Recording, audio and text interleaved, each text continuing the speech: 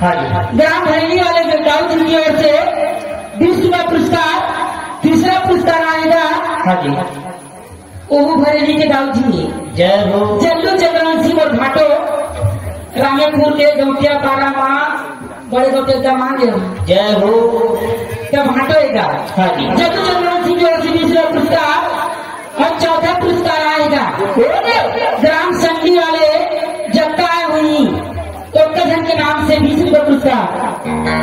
और संडी वाले माता राम प्रभु बैठेगा। हाँ जी। ऊपर के धन्यवाद देता हूँ। और सब 5 पुरस्कार आए राइस मिल के चौकीदार। अच्छा। वाले प्रेमी आदमी। हाँ जी। भैया जी की ओर से 10 रुपये पुरस्कार। अपने पार्टी का शुक्रिया अदा करती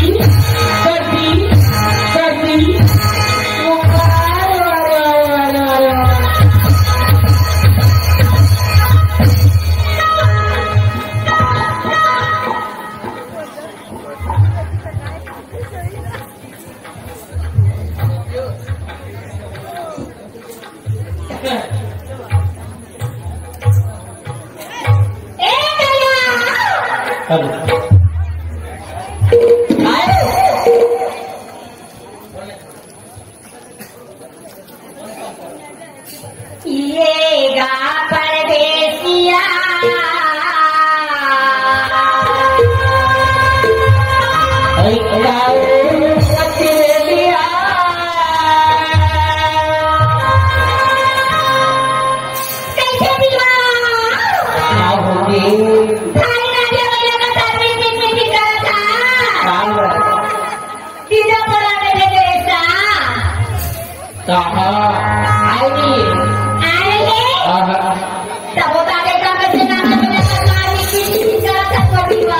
तीन भर का करनी तो तेरे दो थकास लगत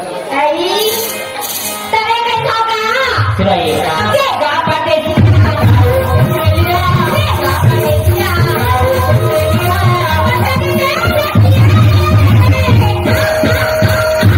जाहू में गुरी नवे लखरी मैं के जाहू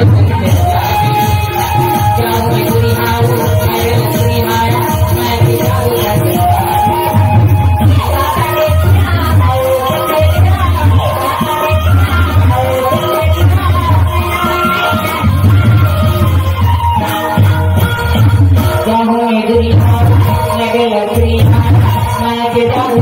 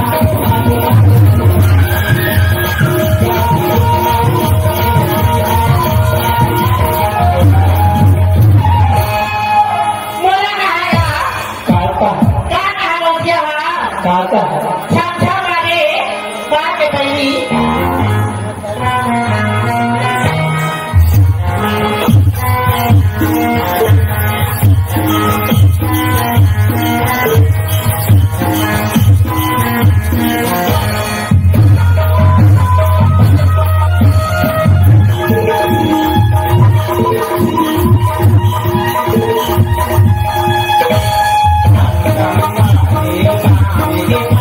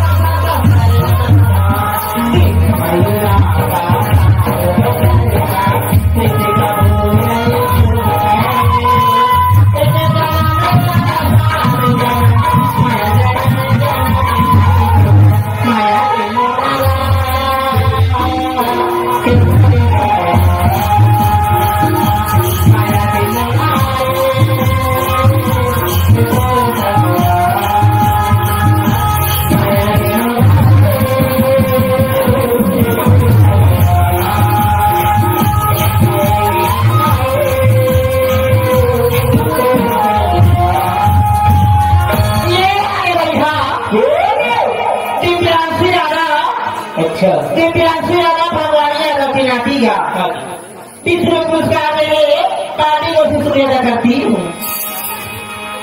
ये मास्टर छठी का उपलक्ष्य गया है।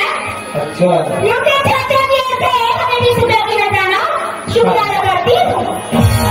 बाबा मास्टर जल्लू चंद्रवंशी और केशव चंद्रवंशी अच्छा और बल्लू चंद्रवंशी संजय वाले हाँ जी क्या कहते जी काल का का जादू डारे हाँ डारे मोला डारे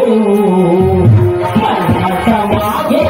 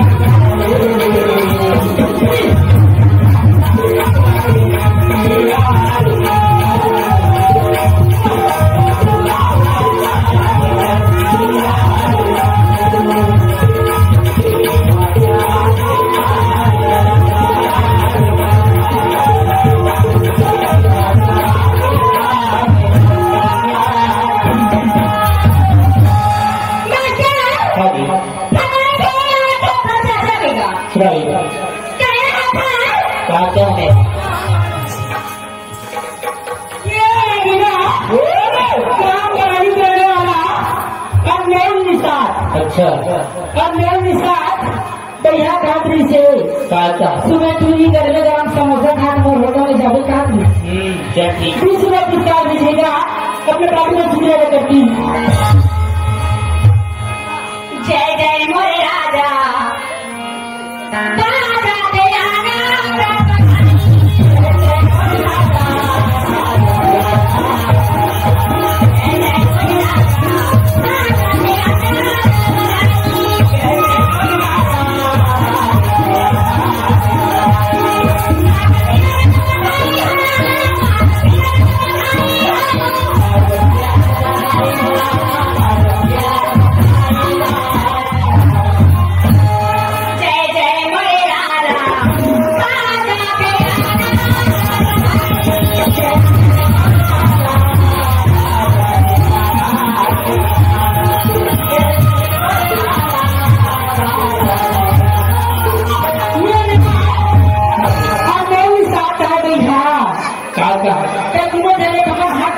अच्छा कागज है कागज है जानते हैं कागज टूरी टूरी कपड़ा